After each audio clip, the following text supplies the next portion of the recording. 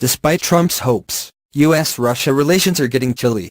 Washington, CNN. In the space of a week, the Trump administration has named Russia a rival power, sanctioned a close Putin ally, and decided to give Ukraine anti-tank weapons to help in its fight against Moscow-backed militias. It's a series of steps that has been paired with tougher rhetoric from the State Department about Moscow's destabilizing activities in eastern Ukraine, and serious charges from the Pentagon that Russia is intentionally violating deconfliction agreements in Syria. The slew of actions highlights a decided turn away from the warmer, more cooperative relationship with Russia that President Donald Trump called for during his campaign and early in his presidency. As Trump nears the one-year mark in office, a number of factors have intruded on those plans.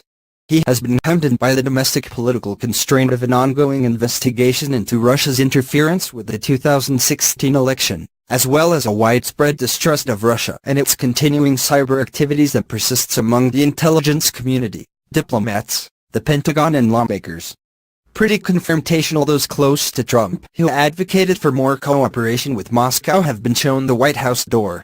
And national security positions across the administration are now staffed with people, including at the cabinet level, who have expressed more cautious and traditional views of Russia.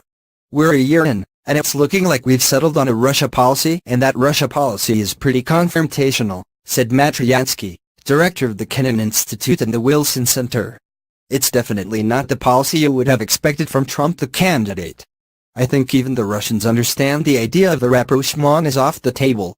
Moreover, Tryansky adds, the signs point to increasing tensions in 2018. There's drama ahead, he said.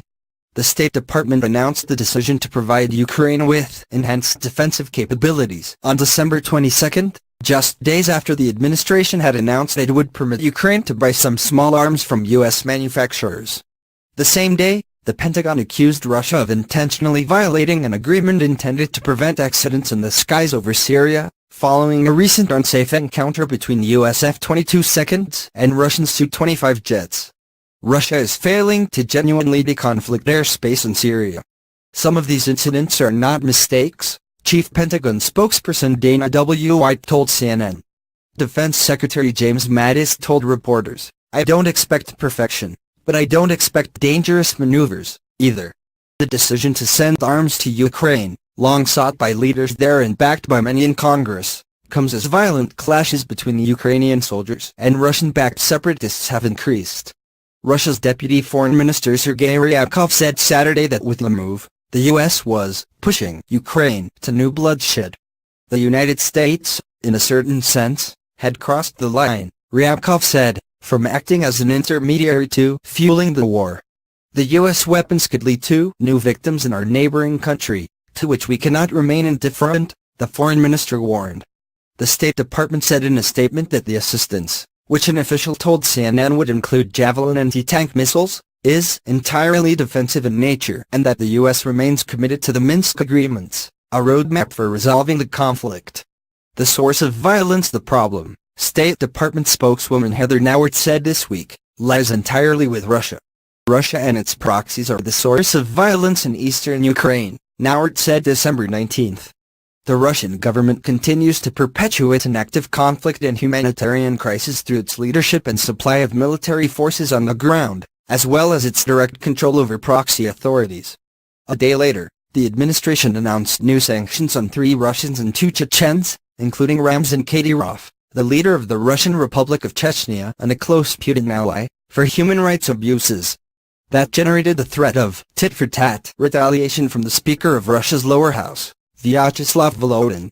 The principle of reciprocity will be observed, Volodin said, according to the state news agency, TASS. All this followed the administration's national security strategy, released Monday, which said that Russia wants to shape a world antithetical to U.S. values and interests, and aims to weaken Washington's international influence, and divide us from our allies and partners. It amounted to enshrining, in a formal document, the antithesis of Trump's long-stated goal of warmer ties to Russia. Putin called the strategy aggressive and said Russia would have to take it into account. In contrast to the written national security strategy, when Trump delivered his speech outlining it, he omitted the written document's denunciation of Russian election interference and instead focused on a friendly phone call he'd had with Putin. That contrast is emblematic of the year-long tug-of-war within the administration, said Angela Stant, director of the Center for Eurasian, Russian and Eastern European Studies at Georgetown University. What we've seen all year really is the dual policy of President Trump wanting to have a much closer relationship with Putin, and the trio of Defense Secretary James Mattis, National Security Advisor H.R. McMaster and Secretary of State Rex Tillerson drawing a pretty tough line, Stent said. Tillerson, deeply experienced with Russia from his days as ExxonMobil CEO, laid out a three-pronged policy for dealing with Moscow that involved pushing back where necessary, cooperating with Russia where it is in U.S. interests to do so, and working to establish strategic stability. The State Department held a few talks with Russian officials to try to get the relationship on firmer footing after the election and ongoing tension over each country's seizure of some of the other country's diplomatic properties. Those have either stopped or the administration is no longer announcing them.